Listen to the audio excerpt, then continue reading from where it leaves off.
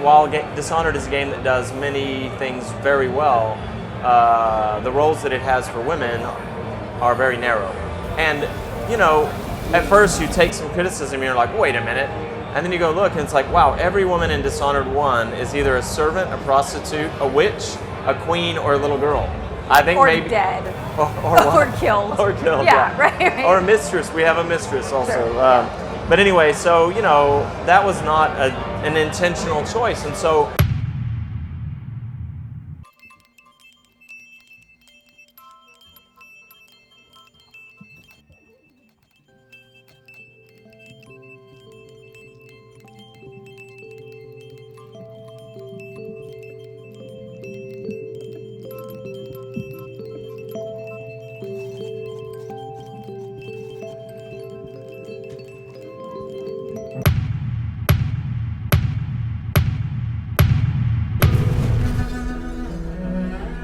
This game is one of the best games they ever invented. In fact, I love it so much that I have to actually be serious when I talk about it, which makes me so mad. Arrgh. But I'm a grown-up, so we're doing it anyways. Dishonored is a stealthy stabby man game developed by Arkane Studios and published by Bethesda Softworks in one of the years, probably.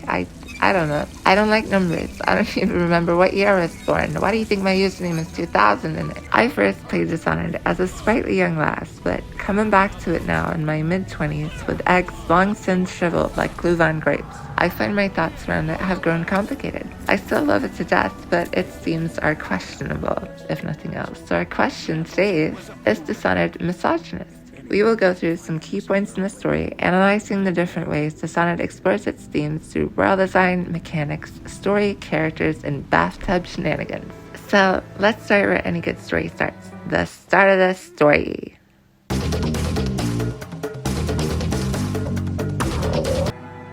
This is a boat. Oh yeah, video essay. We play as Viktor Antonov, jelly connoisseur and royal protector of conventionally attractive white woman, Empress Jessamine Caldwin, and our rotten little bastard child, Emily Caldwin. It turns out we suck at this job, however, because within a minute of reuniting with Jessamine, she gets patriarchy power slapped and really stabbed. Plus the kid gets kidnapped and we take the fall for it, getting sentenced to death and sent to prison 1,000 years by villain man, Spymaster Hiram Burroughs. It looks like I have my work cut out for me. For starters, the choice to lay it on as thick as I did with that slap is very interesting, as we will meet Dowd, as he's called, later in our quest to become undishonored, and with context, it turns out it makes no sense for his character at all to behave this way. He doesn't hate the Empress, he's really just a guy who's there to do a job he took reluctantly because times is hard and money is tight because there is a plague. We live in strange times. So in the absence of any personal grudge, you might ask, why is her death portrayed this way specifically? I think we can agree, there is no way in a million years this scene would have played out the same if it was a man getting killed. The way it's done, it's entirely based on the fact she is female, and so is the thematic weight of this moment. The slapping, the choking, the all-around body language is, you couldn't just light her on fire or something. It would be fitting, if a little on the nose. But either way, it's never actually interrogated, and frankly that's what really cheeses my onions. That and the fact you can't skip the splash screens.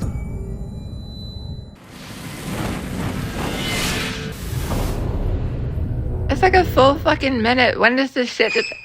This is consistent with the way most women in Dishonored are portrayed. Always helpless victims, seemingly incapable of resistance. Dishonored shows us the entire pyramid of violence against women, but all the women in the game only ever just sort of put up with it. Now, the common argument brought up whenever someone critiques Dishonored's portrayal of women is that it's simply a realistic depiction of what life was like for women in that time period. But this is a half-truth.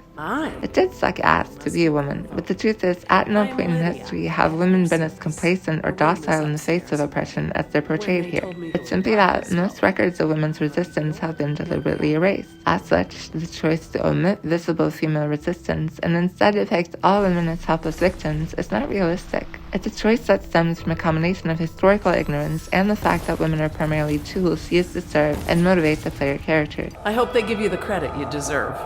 And this is a running theme, not just in this game, but in the industry as a whole. Even if you're gonna be a woman with agency, You gotta pay the troll toll to get in. you might remember the controversy around this scene showcased in an early trailer for Tomb Raider 2013.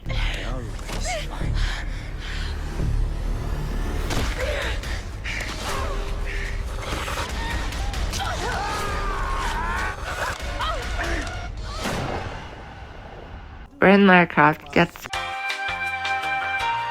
It caused quite a bit of a well-justified uproar, and Daryl Gallagher, the then head of Crystal Dynamics, quickly got on damage control and put out a statement responding to the criticism. Quote, "Unfortunately, we were not clear in a recent E3 press interview and things have been misunderstood. Before this gets out of hand, let me explain. One of the character-defining moments for Lara in the game has been incorrectly referred to as an attempted sexual of any kind is categorically not a theme we cover in this game. Woohoo, buddy.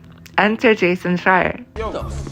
Receipts in hand in the form of a transcript from said interview he was responding to. In this interview, executive producer Ron Rosenberg said she gets taken prisoner by scavengers on the island. Then they try to rape her, and Schreier interrupts. They try to rape her, and he says, she's literally a cornered animal, and that's a huge step in her evolution. She's forced to fight back or die, and that's what we're showing today. Pretty clear cut, no? So why deny it?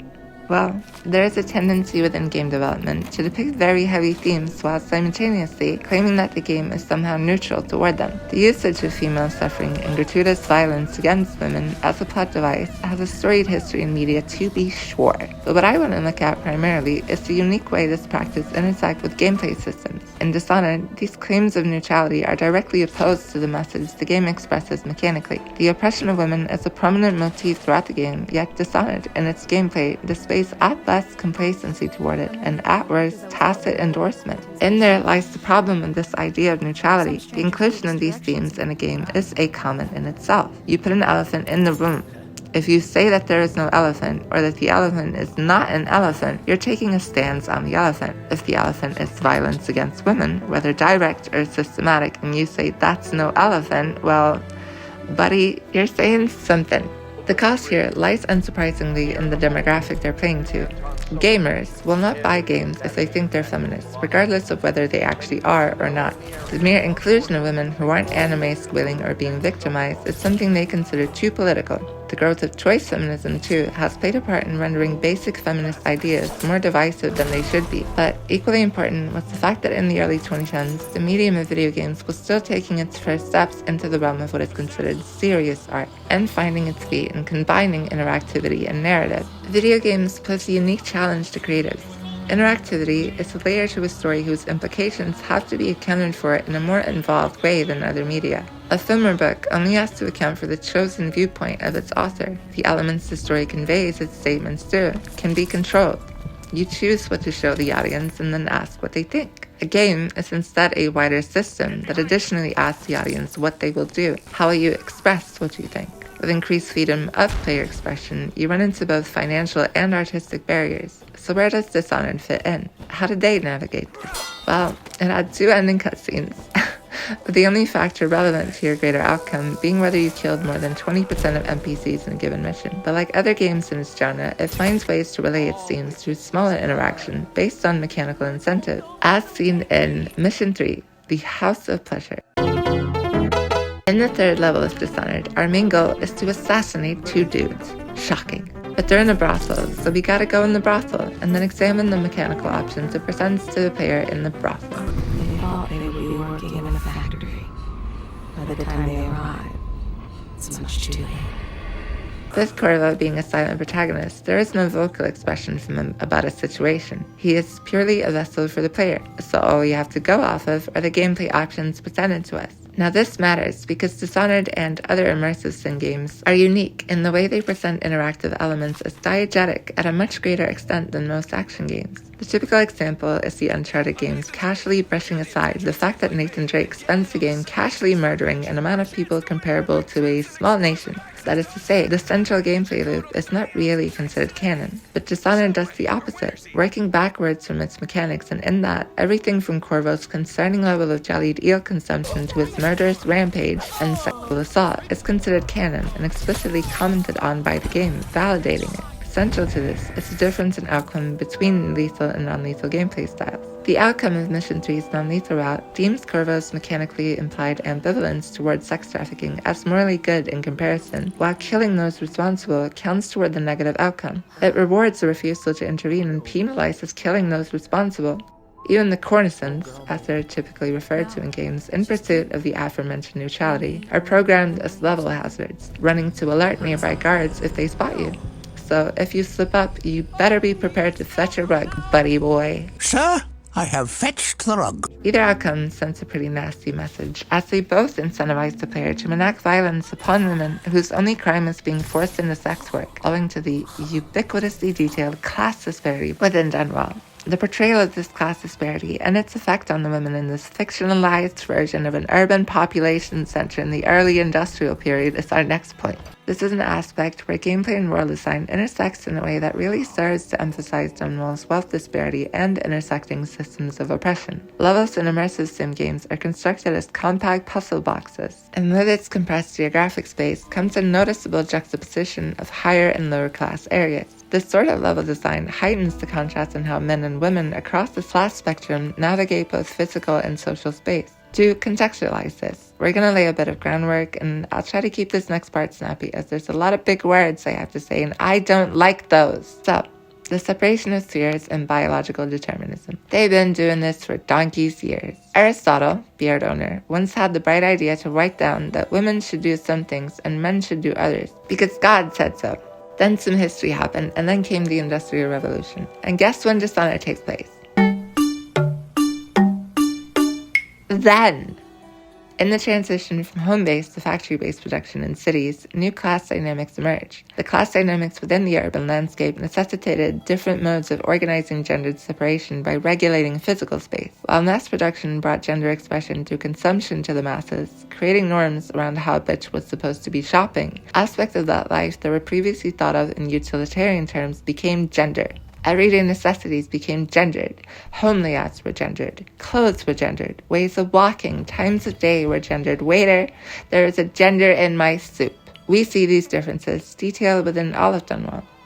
Art director Viktor Antonov, who famously played a big part in shaping the world of Half-Life 2, was also the art director for Dishonored. Similar to how that game's art draws heavy inspiration from real-life motifs in apartheid South Africa, so does Dishonored draw from real life for its rendition of early industrial society and women's place within it. The differences between designated male and female spaces are often consistent with its historical inspirations. For instance, in the doctor's apartment on Clavering Boulevard, there's big guns on mantelpieces and taxidermy animals and hard edges on furniture, whereas Lady Boyle's mansion in Mission 5 is full of flowing fabrics, floral arrangements, and soft, quote-unquote, feminine design. The same gendering of physical space is as ubiquitous in modern society as it was then. Aesthetic sensibilities still function as markers for gendered hierarchy in our everyday environment. The home itself is especially telling. A woman can decorate her home pretty much however she wants to now, but there is always an expectation for them to be decorated. While aesthetics, layouts, and materials are largely gendered with the same brushstrokes as back then, the actual meaning lies not in the aesthetics of the decor, but in the act of decoration itself, and in men's cases, the lack thereof. We've all seen the mattress gaming console setup meme and found it funny. Because that's what dudes are like. They don't care about having a nice home. They just want stuff to work. This utilitarian philosophy, let's call it, is an obvious remnant of the gender division of labor established in Dishonored setting. The division I'm referring to is the explicit designation of the domestic sphere and its associated responsibilities as women's stuff. The imbalanced division of labor in the home and general shape of gendered expectations we recognize in our daily lives now was first codified at this moment in history. There's a clear shift in how we as a society conceptualize and enforce gender roles from this point. Often we're told that gender roles as we know them now are something primordial, a natural phenomenon, and that the inequality of the sexes is only due to this phenomenon being misappropriated. But the truth is, the current patriarchal structure has much shallower roots. For all intents and purposes, modern patriarchy started in the Industrial Revolution, and what we're seeing now is just a bunch of shit stacked on top of it, like that house in Edith Finch. One way we can see this clearly is in women's gradual introduction into the job market. This division of domestic labor transformed into a more informal and thus unenforceable social contract. Home maintenance, as mentioned, never attained the status of real work. Neither did childcare or economic management in the household. As much as women's ability to work is a feminist win, it also traps many women in a situation where they work 2 full-time jobs. Unpaid domestic work performed by women constitutes around 9% of global GDP, and even fast-paid labor, the difference in wages is consistent. Janitors are more commonly men, but perform largely the same tasks as maids, who are more commonly women. Yet maid work is seen as lesser and is usually done for minimum wage, despite the only real difference being the place the work is performed in. Female maid work takes place in the private, domestic sphere, and janitorial male work takes place in the public sphere. It's an arbitrary distinction, but it provides a degree of separation that allows it to escape being accounted for in the wage gap. All forms of socio-economical inequality live and die by these degrees of separation. Anti-homeless spikes serve to keep unhoused people out of the public eye. The outsourcing of labor to the third world obscures the exploitation of women in export production zones, and the illusion of choice for women living under modern patriarchy in the West hides the mechanism that drives the inequality between the sexes. But in the reinvention of the separation of spheres that took place during the Industrial Revolution, we can see it displayed explicitly. The cramped city streets, new standards of gender expression, and the wage labor of capitalism required a much clearer delineation of gendered social boundaries. Arkane's attempt to shirk the political nature inherent to its depiction of this is, too, a degree of separation. In terms of geography, the streets became a stopgap between women and the outside world. Were they to step outside, they were to do so in neatly defined social constellations, only at designated times of the day for gendered tasks. Women became increasingly confined to the domestic sphere, all the while men enjoyed a comparative freedom in moving through the city. In terms of labor, the vast majority of women in the game are maids, cooks, or sex workers, all low-wage positions in stereotypically female fields. And in terms of gender expression, as a way to signal class status, women in the game like Lady Boyle, Ella Tris, or Jane Blair follow the norms of appropriate behavior for a lady: what furniture to buy and how it is to be arranged, how to walk, how to talk, how to breathe. Written instructions for how every detail of your life was to be micromanaged and scrutinized to be in accordance with these newer norms existed, and they still exist today. The women who did not follow these social conventions were fallen women, as they were called. The disgraced, the, dare I say it, dishonored women. No! No! The association between promiscuity and crossing geographical boundaries in the city gave us recognizable terms like streetwalkers or ladies of the evening, both of which are very much present and accounted for in Dishonored. Another stereotype present in Dishonored is that of the crazy cat lady, or in this case, crazy brat lady, Granny Rags. Voiced by Susan Sarandon of all people, who would have thought? She's a former aristocrat who used to be super duper rich, with every man in the Isles pleading desperately for a hand in marriage. But she rejected this life and strayed from its social norms, and therefore she became old, gross, and crazy. Women's relationship to cats has a long history that goes way past her modern idea of the crazy cat lady, one of its main pillars being alleged ties to the occult and the stigma that surrounds it. Tracing all the way back to even before the infamous witch trials, this idea was used both to ostracize and diminish women who exemplified independence and free thought. As opposed to the cult of the overseers in Dishonored, who control and exploit magic, the women are instead subjects of it. The outsider is this universe's sort of devil, but not really guy, who controls all magic, you know the type. Eyeshadow, smug demeanor, just straight Tumblr bait. Guy boy. As I say this, there's fan art being drawn of him kissing a boy. But when he's not kissing boys, he is off corrupting people, because he likes to start shit.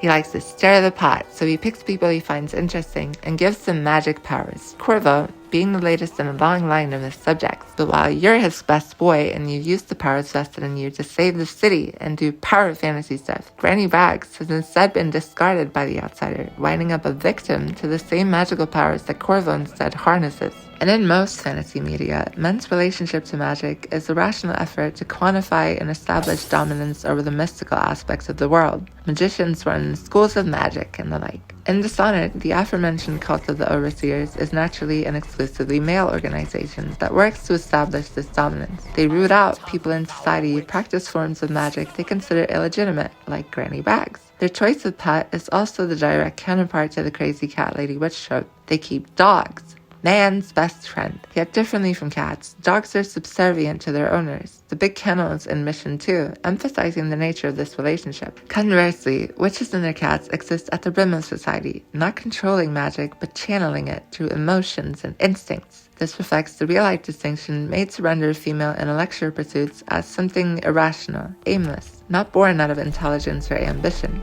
Feminine wiles. This distinction is then used to justify and further the separation of spheres. Biological determinism deems women as not fit for the realm of intellectuals, which provided a reason for them to be barred from institutions of higher education. I keep coming back to this quote by Ursula Le Guin. I didn't and still don't like making a cult of women's knowledge, preening ourselves on knowing things men don't know, women's deep irrational wisdom, women's instinctive knowledge of nature, and so on. All that, all too often, merely reinforces the masculinist idea of women as primitive and inferior, women's knowledge as elementary, primitive, always down below at the dark roots, while men get to cultivate and own the flowers and crops that come up into the light. But why should women keep talking baby talk while men get to grow up? Why should women feel blindly while men get to think? Female independence has consistently been delegitimized by way of constructing and attaching these stereotypes to norm-breaking behavior. This still shows today in how women's presence in tarot and astrology more often than not is ridiculed as opposed to traditional male-governed spiritual institutions. The main thing I'm trying to show with my yapping is how the ideas from Dishonored's era carry through to the modern day, and why the depiction of them in an open format can help women put a name to the forms of marginalization we're subjected to in everyday life.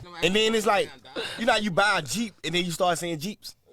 You'll never see a car till you buy it. Right. It's like once I finally heard DMX music, I started seeing dogs. It's like, oh damn, it really is a lot of dogs. Like, But Dishonored engages with these tropes uncritically, playing a part in perpetuating these age-old stereotypes rather than questioning them, relaying them in a way that separates them from their historical context. This gradual muddling of the lineage of patriarchal power structures obscures the very deliberate nature of their construction. But if you put it in a video game, you could literally reach gamers. It would have been like exploding the Gravemind in Halo 2, but instead Arkane opted to completely fumble the ball and create the absolute worst thing they could possibly come up with in Lady Boyle's Last Party, Mission 5. What can I say about the content in this mission that hasn't already been said? Her name is Waverly. I won't harm her, I swear. I'm a man of means. Just bring her to the cellar and I will keep her safe with me. Forever. It sends a positive message. I don't think anybody said that. The focus of the discussion around this mission's canon outcome has almost only been about how categorically messed up it is in isolation. But what I find most interesting about it is its place within the broader story's message. Repeating myself for emphasis, we are interpreting the game through the lens of how its goals and themes are expressed in its gameplay systems, because this is what games provide that no other form of media can: mechanical expression. So where does Mission 5 fit into this? Well, the mode in which the game provides emotional catharsis in eliminating its antagonists is consistent for each of the villains. You take them out in ways that the game considers to be appropriate reflections of their crimes. Overseer Campbell, as the leader of a dogmatic, oppressive religious organization, and as such, his punishment is being exiled from his own religion as a heretic. The Pendleton brothers are sent off to slave in their own minds, and so on. So where does that leave Lady Boyle? Well, she's really rich, and there's a wealth of possibilities to perhaps say something about how class privilege intersects with the marginalization inherent to womanhood. There's ample material within the world building to support that angle. In Mission 2, for example, we find a note in Granny Wag's apartment where her wealth and desirability prior to her downfall is directly compared to that of Lady Boyle, showing how conditional and precarious a woman's acceptance within society is, regardless of class. This would also slot in nicely as a female counterpart to the outcome in Mission 3. But again, Dishonored fails to jump the misogynist quicktime event. The non-lethal elimination does not punish her entitlement, greed, or resource hoarding in a society full of starvation and plague. Instead, her crime, as far as Dishonored's morality system is concerned, is her promiscuity. You know, I have a dirty little secret. So in order to get the good boy ending, this is what we punish. Like a disproportionate amount of the few female characters in the game, she finds Corvo so mysterious and enticing that she simply must have sex with him. And we agree and head to her private chambers. Well, here we are. What shall we do with ourselves?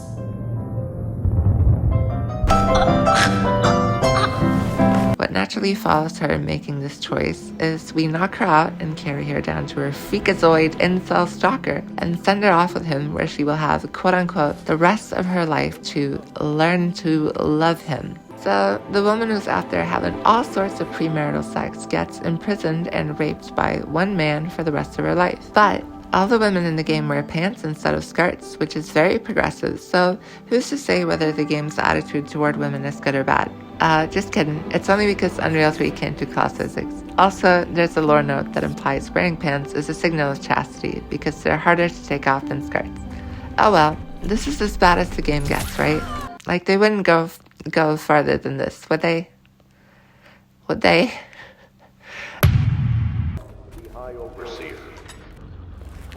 I know it looks... I was inventing a new kind of lock. The tumblers shaped like snowflakes. Oh. The truth is, there is no snowflake lock. I was just, looking through the lock.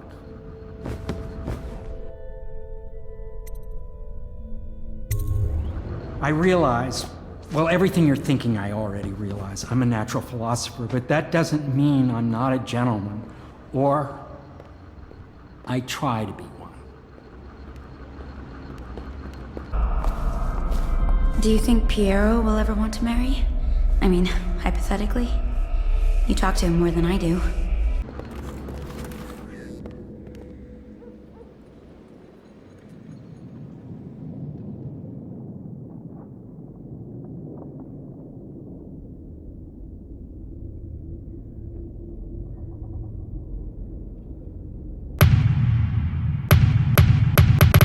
It exists in the context of a secret little Easter egg, events that are typically reserved for fan service or little treats or gags for the player. Was this because they wanted to avoid making the statement too central to get it through publishing, or because they considered it like fan service, as those secrets typically are? Well, we can answer that pretty easily, because if you barge in on her naked and vulnerable and immediately proposition her for sex, she's like, oh yeah, totally. Under other circumstances, I assure you I might welcome your advances. But there's a plague, so we'll take a rain check, I guess. But if the player is not satisfied with this, they are given the option to jump in with her. And that's pretty bad, but maybe they just forgot to put an invisible wall or something. No, instead we get a unique error message that implies whatever goes down in that bathtub once Corvo jumps in constitutes irreconciliable, I don't know how to pronounce that, hostilities. And with that title drop, I think it's time we start tying this together. So, on what Harvey Smith said at the beginning, I don't think it's a hollow attempt to save face. There is a genuine commitment from Arkane as a studio and a clear shift away from this false both sides attitude. And in the end, it's a damned if you do, damned if you don't situation. Demands from female gamers about revolutionary features such as women having agency or wearing clothes or speaking were yet to see widespread implementation. It was 2 years before Gamergate came along and established a more clear divide between people who play video games and fucking insane people. Additionally, Dishonored was already taking on a huge risk, being a stealth game at a time when the genre was largely considered dead. The Thief series, its main inspiration, were already considered niche games somewhat. There was simply too much writing on Dishonored as is, and success was not guaranteed, as proven by the 2014 Thief reboot, selling not like hotcakes, but hot garbage. And people do not buy hot garbage. People play FIFA, so I take that back. But while I think the approach Dishonored took to its subject matter is problematic, it was a direct reflection of its cultural environment. But that's no excuse. The answer to the question, is Dishonored misogynist, is, yep. It portrays a society rife with abuse and subjugation of women, raises moral questions about it, and then instead of criticizing it, answers them by incentivizing the player to freely participate in both. At its core, Dishonored is a masculinist power fantasy because most games at the time, and now as well, were aimed at an audience of young, straight, white, strange little men. It didn't critique the misogyny portrayed because they valued its viability as a product above feminist ideals. But I'm not mad about it, because going around being angry doesn't do anything. But neither does throwing your hands up and going, oh well, it's a product of its time. I've laid out the reasons for why Dishonored fails in its representation of women, but I don't think any of them are excuses for the content of the game. And I have no interest in placating the type of people who want me to claim they are. In fact, I look back and I feel hopeful. I am reminded of how much gaming has grown. I bask in the impotent rage of anti-DEI incels. I relish the fact that they lost. That we as women have finally ruined gaming after all this time. Things turned out fine, and they say it's all going to be okay in the end, and if it's not okay, it's not the end. This is true for Dishonored. Arkane took the criticism from the first game to heart. They released 2 DLCs that addressed most of the problems, and after that they went on to make Dishonored 2, which is also one of my favorite games. And that's the end of Dishonored for now, which is fine by me. I'm happy they got to leave things on a high note, and I'm happy this video gets to as well, so thanks for watching.